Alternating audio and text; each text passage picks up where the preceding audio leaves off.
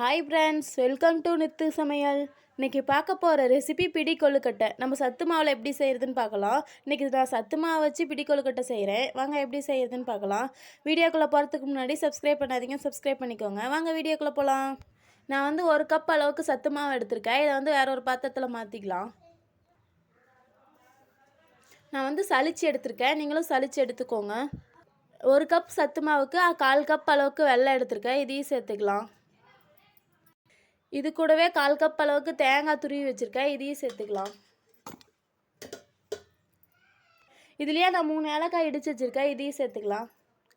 இதை நல்லா ஒரு தடவை கிளறி விட்டுக்கலாம். இதை நல்லா இப்போ கை வச்சு நல்லா கலந்து விட்டுக்கலாம். நல்லா கலந்து விட்டாச்சு. இப்போ நம்ம கொஞ்சம் கொஞ்சமாக சுடு தண்ணி வச்சு கிளறிக்கலாம். சுடு தண்ணி ஊற்றி கிளறிக்கோங்க.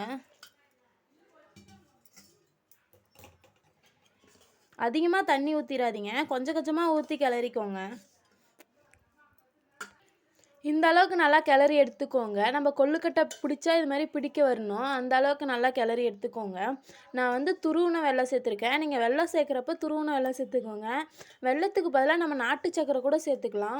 அது மாதிரி உங்களுக்கு எது இஷ்டமோ அதை சேர்த்துக்கோங்க. இப்போ நம்ம இதை பிடி கொழுக்கட்டை ரெடி பண்ணிக்கலாம். இது மாதிரி கொஞ்சமாக மாவு எடுத்து உங்களுக்கு எந்த சைஸ் வேணுமோ அந்த சைஸில் இது மாதிரி பிடிச்சி எடுத்துக்கோங்க. இது மாதிரி பிடிச்சிக்கோங்க. இது மாதிரி எல்லாத்தையும் நம்ம பிடிச்சி எடுத்துக்கலாம்.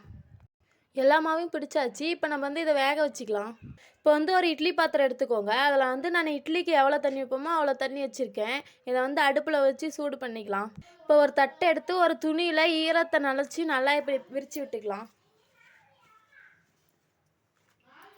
இது மாதிரி விரித்து விட்டுக்கோங்க. இப்போ நம்ம பிடிச்ச கொழுக்கட்டையெல்லாம் இதில் வச்சுக்கலாம், ஒன்று ஒன்றா எடுத்து.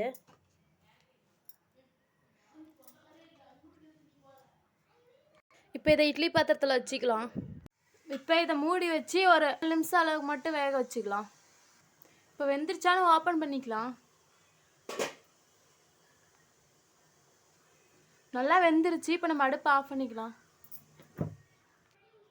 பிடி கொழுக்கட்டை ரெடி ஆயிடுச்சு. இது மாதிரி வீட்டில் செஞ்சு பாருங்கள். செஞ்சு பார்த்துட்டு எப்படி இருக்குன்னு கமெண்ட் பண்ணுங்கள், லைக் பண்ணுங்கள், ஷேர் பண்ணுங்கள். தேங்க்யூ.